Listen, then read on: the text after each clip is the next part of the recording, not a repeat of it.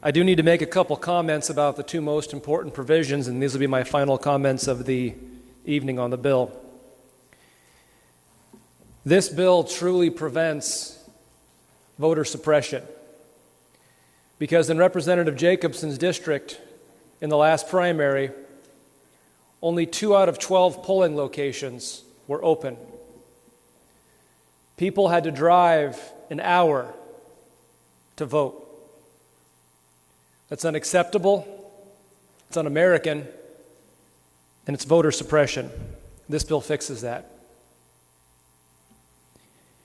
And then, in final closing, I want to say a few comments about the dire need to put common sense constraints on the Secretary of State, because they're sorely needed. There is a significant difference between the emergency powers of the governor, whose powers are expressly permitted, they have a time limit, and they have a legislative override.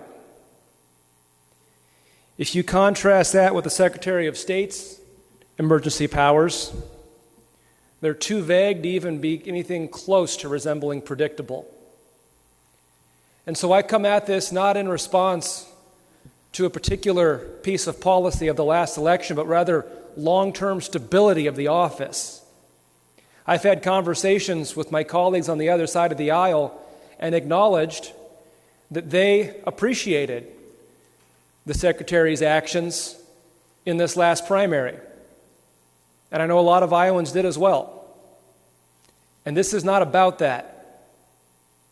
This is about one individual not having unchecked power to change election law without the legislature's consultation.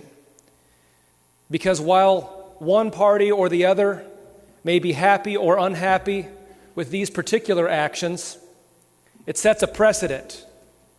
It sets a precedent that this current Secretary of State pushed to the limits. Yes, what he did was legal. No, what he did was not responsible. Because it sets a precedent that while you might like what happened this time, when, for instance, the absentee ballot day extension was moved from 29 to 40, it sets the precedent that next time it could be moved from 29 to 5.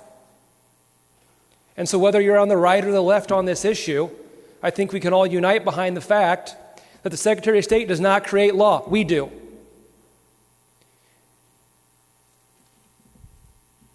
And so I think it is very fair, good election law to say that any Secretary of State, now or in the future, if they want to make any changes to the laws on elections that this body makes, they have to ask permission.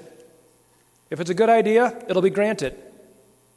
But they have to ask permission of the Legislative Council.